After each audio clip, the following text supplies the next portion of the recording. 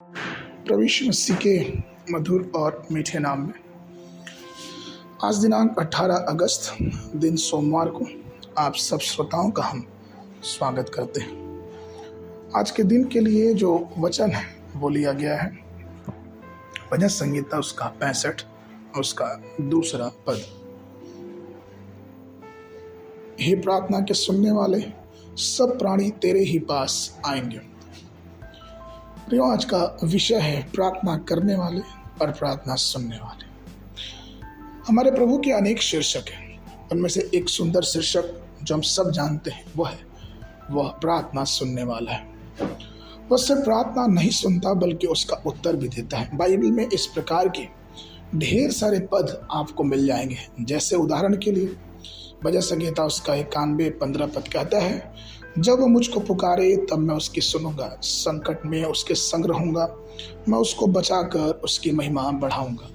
यशायाह 48:17 में लिखा है, यहोवा जो तेरा छुड़ाने वाला और इस्राएल का पवित्र है, वो यूं कहता है, मैं ही तेरा परमेश्वर यहोवा हूँ जो तुझे तेरे लाभ के लिए शिक्षा देता हूँ और जिस मार्ग पे तुझे जाना है उसी मार्ग पर तुझे ले चलता हूँ। यशायाह नबी की पुस्तक उसका 58 उसका 9 पद इस प्रकार से कहता है, तब तू पुकारेगा और यहोवा उत्तर देगा, तू दुहाई देगा और वो कहेगा मैं यहाँ हूँ। यदि तू अंधेर करना और उंगली मटकाना और दुष्ट बातें बोलना छोड़ दे। उसी के साथ साथ यशायाह 65:24 पद कहता है, उनके पुकारने से पहले ही मैं उनको उत्तर दूंगा और उनके मांगते ही मैं उनकी सुन लूंगा।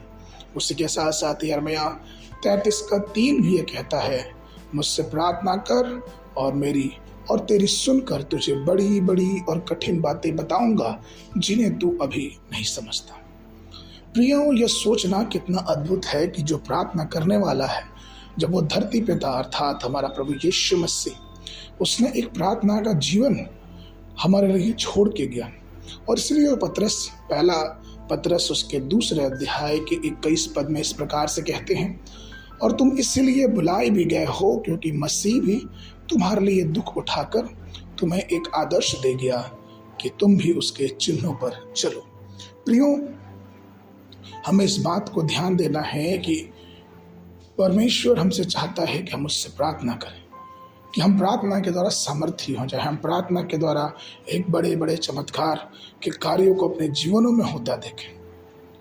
यीशु मसीह यहाँ तक कि चेलों से भी यही उम्मीद रखे। मत्ती 26:40 और 41 पद कहता है कि यीशु ने कहा, क्या तुम मेरे साथ एक घड़ी भी जाग नहीं सकते?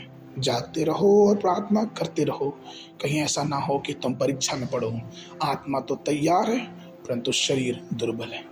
प्रियो, आज परमेश्वर हमसे चाहता है कि हम प्रार्थना करने वाले बने, हम दुआ करने वाले बने, उसकी सामर्थ से भरने वाले बने, जिसके द्वारा से परमेश्वर की सामर्थ हम सबके जीवनों में बहुत आयत से आने पाए और हम उसके लिए बड़े बड़े कार्य करने वाले हो सके।